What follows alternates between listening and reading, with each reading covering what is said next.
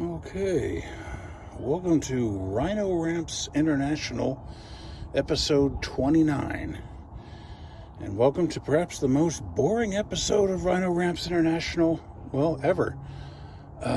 We got to get these old bearings out, the Timkins, and put in the new Chinese replacements because even though they were cleaned up and, repacked and everything, they weren't quite up to snuff. This isn't the first time I've tried too hard to save original equipment and failed. Difference between this one and the last one is it's about 50 degrees warmer. Yeah. Welcome to Minnesota, bringing short-term climate instability into vogue hundreds of years before it was fashionable. And let's see, what else are we doing? Oh yeah, we're rust coating at least this wheel well. And we're pumping up the tires too. Little known fact, if you fully inflate your tires, you get better mileage. Okay, wow, not much to film here. I'll bring it in bits. Okay, got it all back together. That went smoothly, if slowly. Yeah, that kept on enough. Okay, so what we were missing, bugger all last time. I can't lift this, so I can't film this. Okay, we got to collapse, or we really should collapse the interior caliper. Now, I've said this before, I'll say this again. Got to collapse it a little bit. You can just, collapse it, no big deal.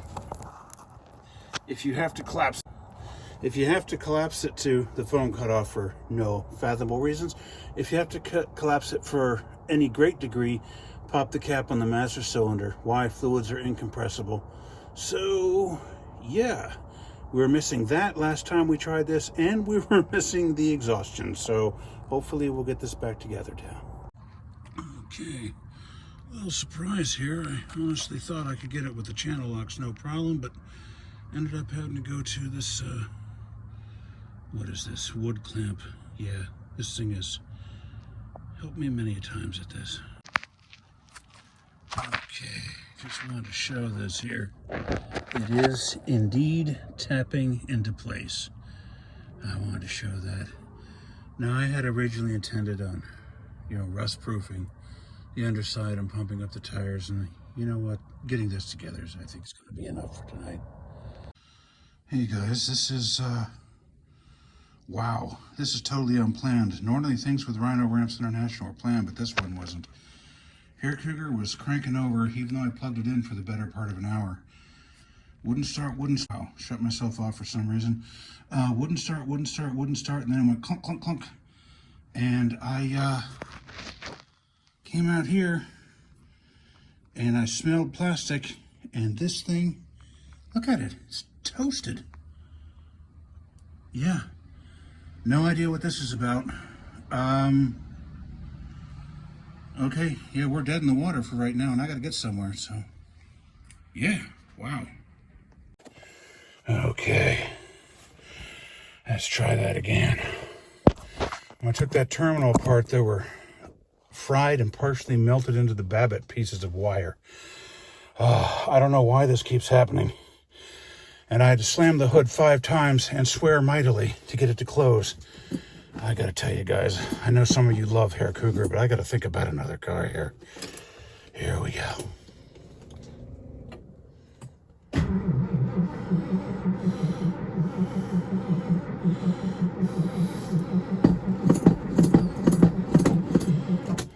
Yeah, I don't think she's gonna go. Okay, I just pulled some fuel down the carburetor and verified that the choke is on.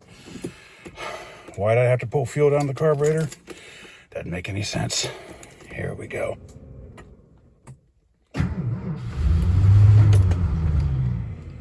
That sounded promising. Started sticking.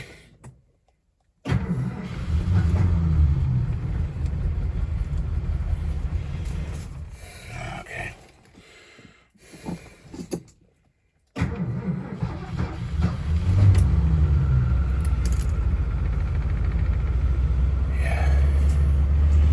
There we go, folks.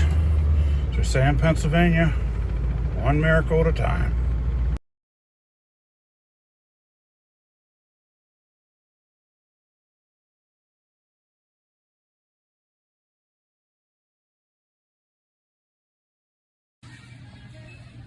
Okay, Jason went to the internet and found me this puppy.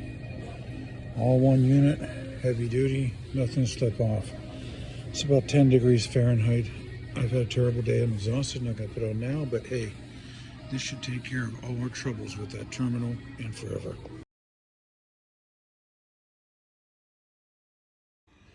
Okay, so, yeah.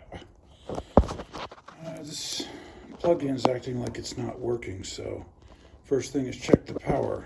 So usually employ a test light. This is my test light. Oh, what do you know? No juice. Found the problem. This is crazy, guys. So, yeah.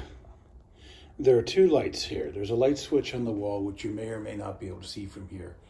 And that enables this light switch here.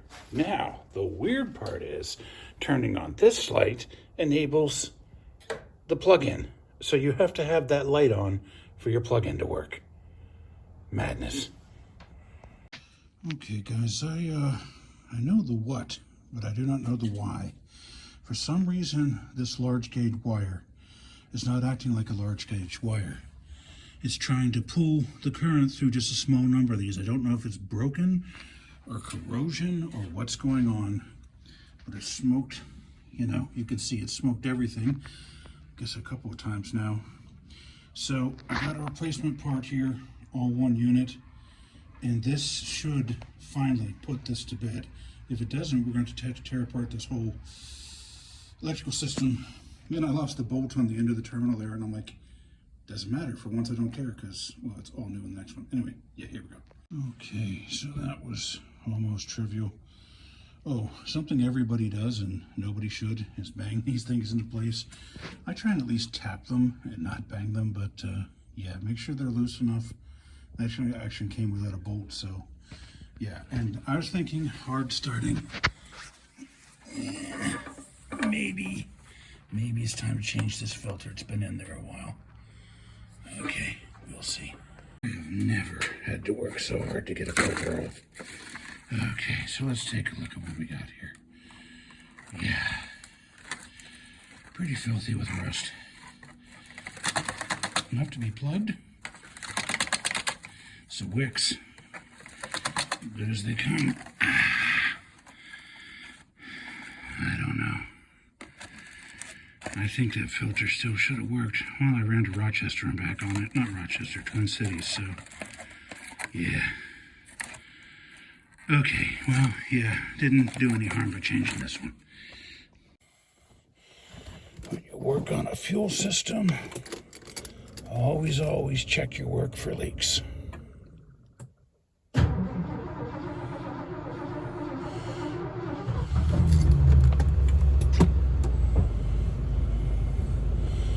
Worried about this one. Filter's a little bit too small.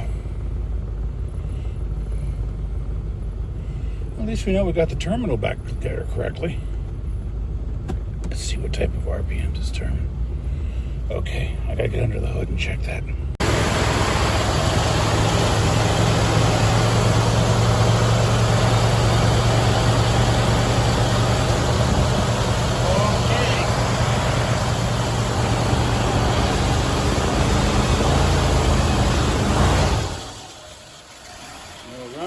Drips, no errors.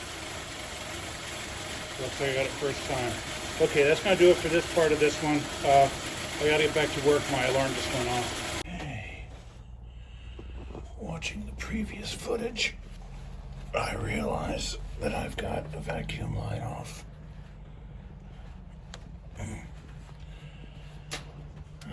No idea how it got that way. Wish all repairs were that easy, eh?